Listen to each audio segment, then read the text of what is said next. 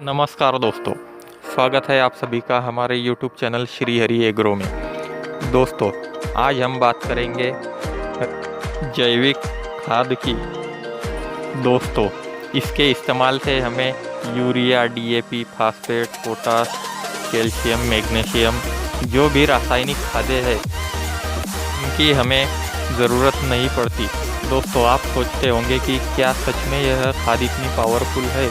जी हाँ दोस्तों, आप इसका केवल एक बार उपयोग तो भी करके देखिए और यह इलाज पूरी तरह फ्री का है। हम अक्सर देखते हैं कि यूरिया, डीएपी या जो भी रासायनिक खाद आती है वह कितनी महंगी होती है एवं इसके खर्चे बहुत होते हैं। यह हज़ारों और लाखों के सिवा हमें प्राप्त नहीं होती। तो दोस्तों, इससे हमारी ज़मीन को नुकसान तो बहुत पहुंचता है, लेकिन फ़ायदा बहुत कम रहता है एवं इससे हमारे खेत की मिट्टी में जो भी उपयोगी जीव जंतु होते हैं वह सारे के सारे मर जाते हैं एवं दिन पर दिन हमारी भूमि बंजर होती जाती है।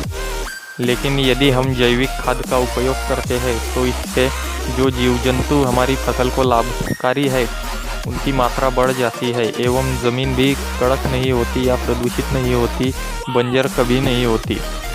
दोस्तों, इसके लिए हमें करना ये होता है कि 1 एकड़ खेत यदि हमारा है तो उसके लिए हमें 10 लीटर किसी भी जानवर का गोबर और 10 लीटर मूत्र किसी भी जानवर का। जी हाँ दोस्तों, 10 किलो गोबर और 10 लीटर गौमूत्र।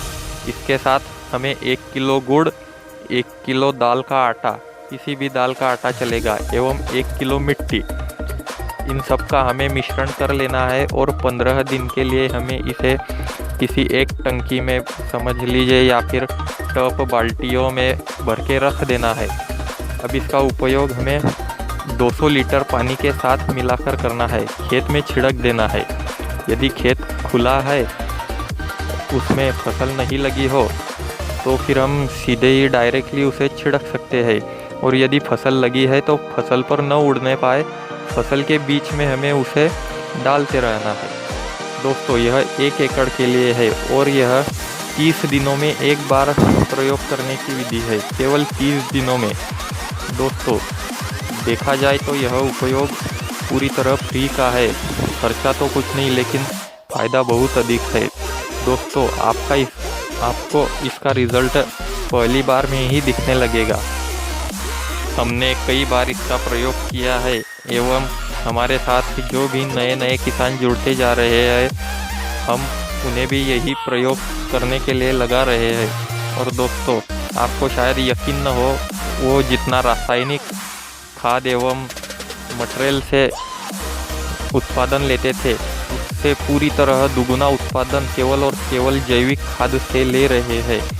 इसके साथ वे यदि अपनी फसल पर छिड़काव करना चाहे तो कभी गौमूत्र या फिर गोबर, इनके मिश्रण का छिड़काव, केवल गौमूत्र का छिड़काव, और यदि कीटनाशक का छिड़काव करना हो तो वह भी जैविक कीटनाशक का ही छिड़काव कर रहे हैं।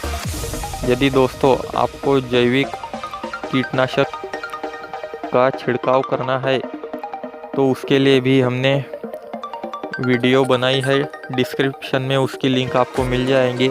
आप वहां से सीख सकते हैं कि जैविक कीटनाशक किस तरह से बनाया जाता है। दोस्तों, जैविक खाद से हमारी ज़मीन जो है वह नरम हो जाती है, माने भुरभुरी भी हो जाती है, जिससे फ़ायदा ये होता है कि बारिश का जो पानी होता है वह आसानी से हमारे खेत के बाहर नहीं जाता।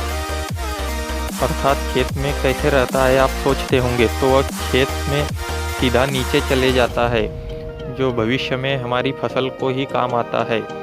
यदि आप देखेंगे तो अब जो गर्मी बढ़ती जा रही है साल पर साल, उससे हमारे खेतों का जल स्तर भी कम होते जा रहा है।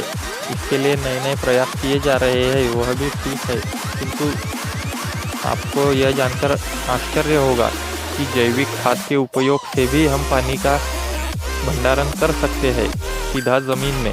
इसके लिए अलग से स्टोरेज करने की आवश्यकता नहीं है।